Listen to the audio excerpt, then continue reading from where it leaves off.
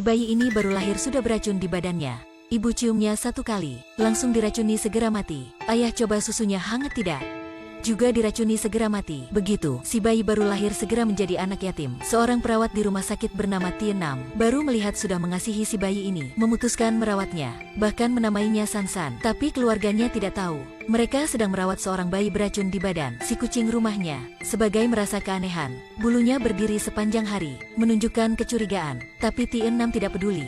Malam itu, ayah Tienam dari kantor menemukan burung beo kesayangannya sudah mati. Nam-nam, apa yang kamu berinya makan?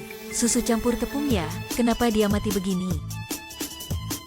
Tienam kembali kamar, mata menatap pada susu. Ayah Sansan karena minum susu sudah langsung mati. Tienam mencurigakan apakah masalah dari susu. Dia memegang susu ingin mencoba. Pada waktu itu, si kucing menerkam. Susu terjatuh.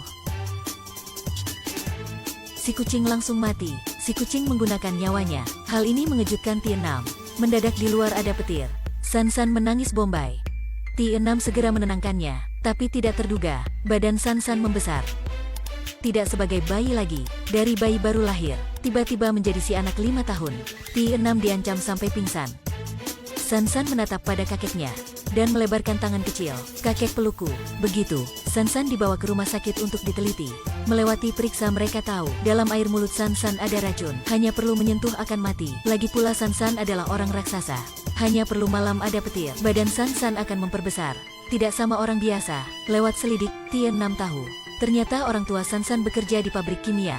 Karena dalam badan mereka, ada kandungan racun sangat tinggi. Akhirnya membuat racun mutasi di perut, menurunkan anaknya, membuat si bayi baru lahir sudah berbisa dalam badan.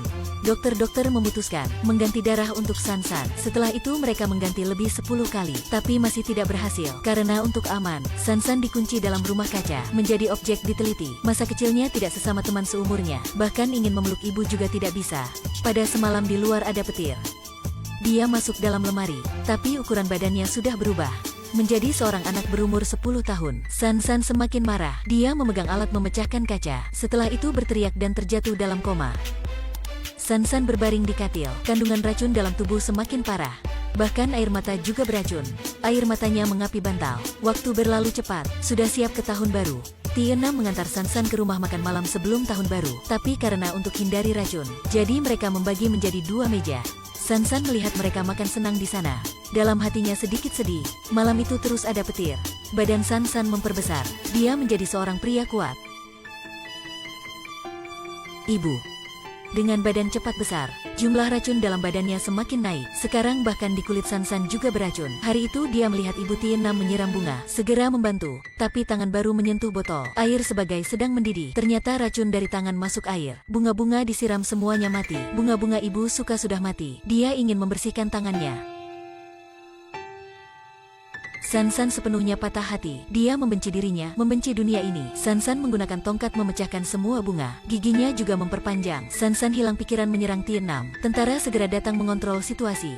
Ada orang menyerang Sansan dari belakang. Hasilnya terluka dan terjatuh. Dia juga diracuni sampai mati. Sansan melihat orang mati oleh dirinya. Pikirannya perlahan tenang. Setelah itu Sansan ditangkap. Dalam penjara, Tienam sering mengunjunginya. Sansan melihat ibu Tienam ingin memegang tangannya. Dia takut, dia tidak ingin menyakiti ibu. Sampai malam, badan Sansan semakin besar. Dia memegang batang besi, lari diri, masuk gunung sendiri. Kebetulan Sansan ketemu seorang wanita di gunung. HNI melihat Sansan pilu jadi menyimpannya lagi.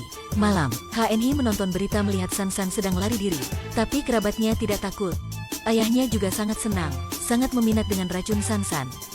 Kekuasaanmu, bagaimana bisa berlatih ya? Bolehkah mengajar aku? Hari itu HNI membuat lingkaran bunga untuk Sansan, tapi baru menaruh di kepalanya. Bunga-bunga segera layu. HNI berkata, di sini sungai banyak, bisa membersihkan racun di sana. Sansan mencoba ke sungai, tapi baru turun. Air dalam danau sudah ubah warna. Ikan mati menghanyut ke tepi. Cuaca berubah tiba-tiba ada petir. Sansan menjadi gila lagi. Mukanya menjadi menakutkan. Gigi taring memperpanjang. Sebagai monster hilang pikiran. Sansan marah berteriak. Melihat bentuknya sekarang, HNI merasa dia sangat pilu. Dia dengan diam dekatinya. Dengan diam mencium di pipi. Sansan merangkak kepala. Di muka sangat terkejut. Dia berpikir racun dalam tubuhnya sudah habis. Tapi segera, HNI sudah mati dalam pelukannya. Tidak pernah kembali lagi. Sansan melihat si gadis dia cinta sudah berpulang. Mungkin kehidupan tidak bermakna lagi. Dia membawa HNI dalam waktu lama. Rumput diinjak, sudah dibakar. Tentara mencari Sansan di mana-mana. Akhirnya Sansan ke puncak gunung. Dalam keputusasaan langit ada petir. Kembali dengan langit tanah. Petir mengantarnya ke dunia. Petir juga mengantarnya pergi. Inilah kehidupan pendek dan aneh Sansan. Film hari ini sampai sini. Terima kasih semuanya sudah mengikuti Page. Sampai jumpa kalian pada film selanjutnya.